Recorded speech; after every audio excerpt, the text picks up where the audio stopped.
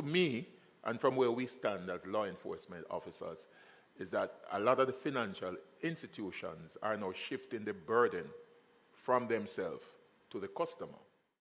In today's video, we hear from Deputy Commissioner of Police, Fitz Bailey, who is in charge of crime and security.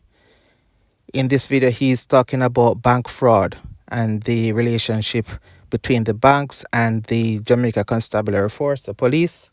He made some interesting updates relating to the number of reported bank frauds. According to Bailey, up to 53 million Jamaican dollars has already been lost in 2024.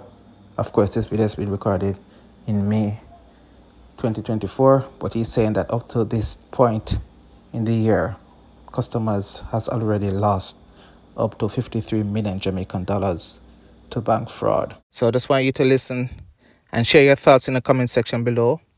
Do remember to like, share, and subscribe to this Jamaican People channel.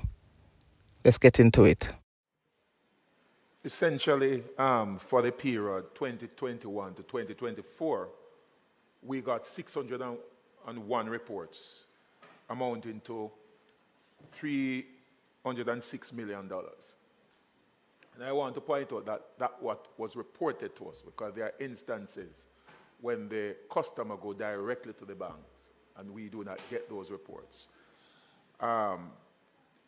In 2022, for example, we had 179 reports in comparison to 189 in 2023. And that represented a 10 or 6% increase. And again, the National Commercial Bank and Bank of Nova Scotia were most impacted. That was 85% of the reports. Since January 2024, we have had 98 reports, and the total amount of money lost is $53 million. And these were offenses mostly committed through online transfers, automated teller machines, and point of sale, as well as wire transfers. We have arrested 127 persons over the period. And as was said, there's greater collaboration between us and the financial institution. And I must point out NCB in particular. And this has been not new. Over the years, we have always had that type of relationship with NCB. Sometimes it's very difficult to get support from the other financial institutions, the other banks. And some of the constraint that we have is that, notwithstanding the fact that the banks are, the customer has lost their funds. Sometimes it's difficult. We have to be applying for court orders through the judiciary to get the information, which sometimes slow down the investigative process. And one of the things that I would recommend to this House, that there should be an amendment whereby a court order can only be obtained when someone is arrested. If that is not done, we have to go through the ministerial order. And I think that aspect of the law need to be amended so that an officer can make an application before a judge for a court order to look at a person's account before the person is arrested. It really impacts on our investigative process without that authority. The major challenges is the issue of cyber fraud, and especially as it relates to malicious malware. I think that's where the big problem lies in dealing with even our investigation. Because what we find, and I'm coming from the days when we never had these problems, the real world, and then you have the cyber issue that we have to deal with. When we had the real world instead of the virtual world, because it's just a transfer of what obtained in the real world into the virtual world, the type of complaint that we're having from customers is a little different, because what we find is that there's a shift, to me, and from where we stand as law enforcement officers, is that a lot of the financial institutions are now shifting the burden from themselves to the customer. And essentially what they are saying, that you have a responsibility to police your account. I mean, I have to treat with it as a professional and as a member of the JCF, but I am a customer as well. Just over the weekend, I got a report from someone who had her money in the bank, a nurse by profession, saving a few US dollars that when she traveled. Her account was overtaken, taken over by the cyber people. And when she made contact with the bank, and I spoke with members from the bank, and the first thing they say, that's not their responsibility, it's her responsibility. It's obvious that they clicked on something that they should not have clicked on. Now, it's a very delicate situation that we find ourselves in, because oftentimes the customers, they put pressure on us as law enforcement officers, because the sort of redress that they should get from the bank, they are not getting it. And the bank is saying that it's not our responsibility. And these are some serious, I mean, think about the legislative obligation of the customers. There are certain laws that constrain us as individuals and as customers in terms of what volume of money you can keep, for example, at your home. You have to basically lodge your money to a financial institution. That's one of the issue. The know your customer policy.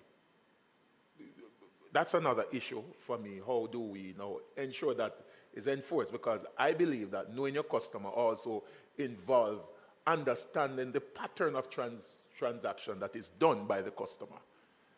And I think with technology that we do have, I think there must be some way where we have artificial intelligence, whereby that some regime is put in place, whereby once there is a particular transaction that is not consistent with the particular customer, then there must be some level of alert, and the bank should be held responsible to ensure that some of those transactions are blocked.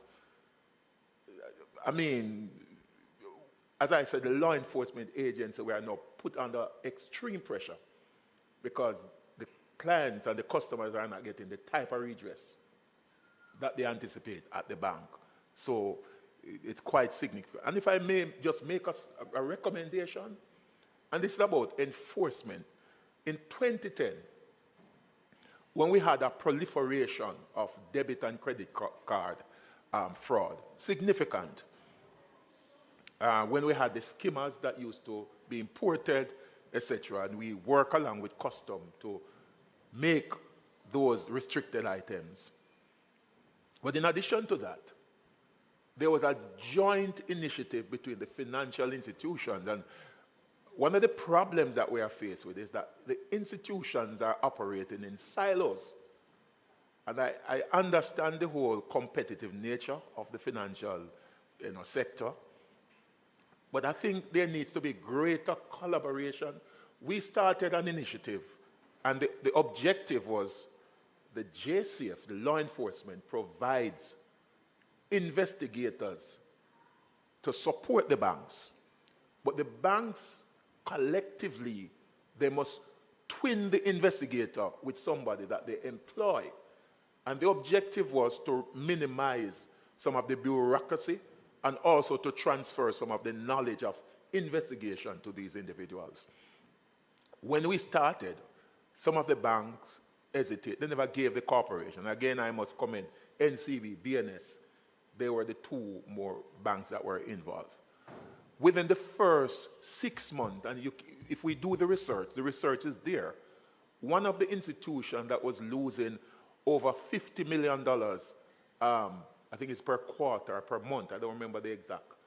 Within the first 6 months of that initiative, they had a zero loss. Significant reduction. The fact is that the level of support is no longer there. And I think in terms of this type of challenge, which is not going to go away. I don't know if,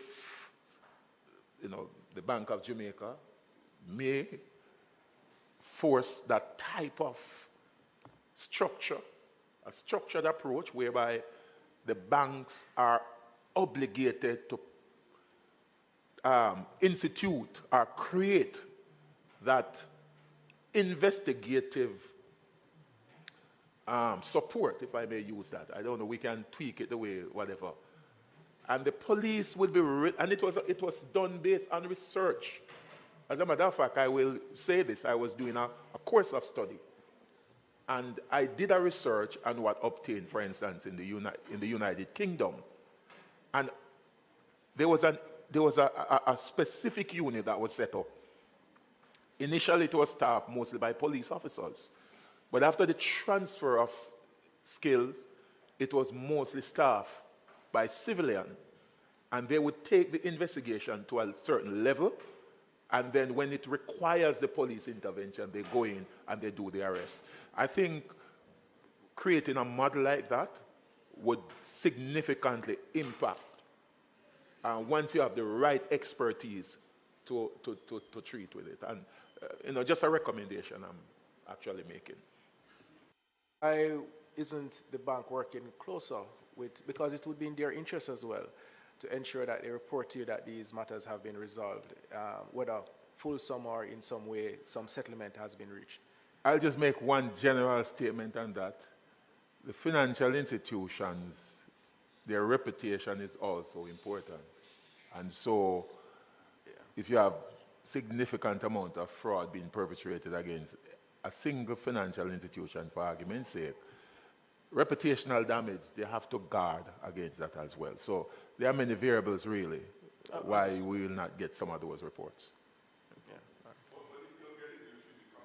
Yes, we treat it confidential, but for example, when arrests are made, etc., there was a time, I've been around long enough, that whenever fraud were committed against a bank, it was more prudent for them just to settle because they seek to protect the image. But over time, they realized that it was not helping. So once they started to make report to the police, then the type of infringement reduced. So, but we know the whole issue of reputation. And it's not just about banks, it's just about businesses. So those are some of the factors. Yeah.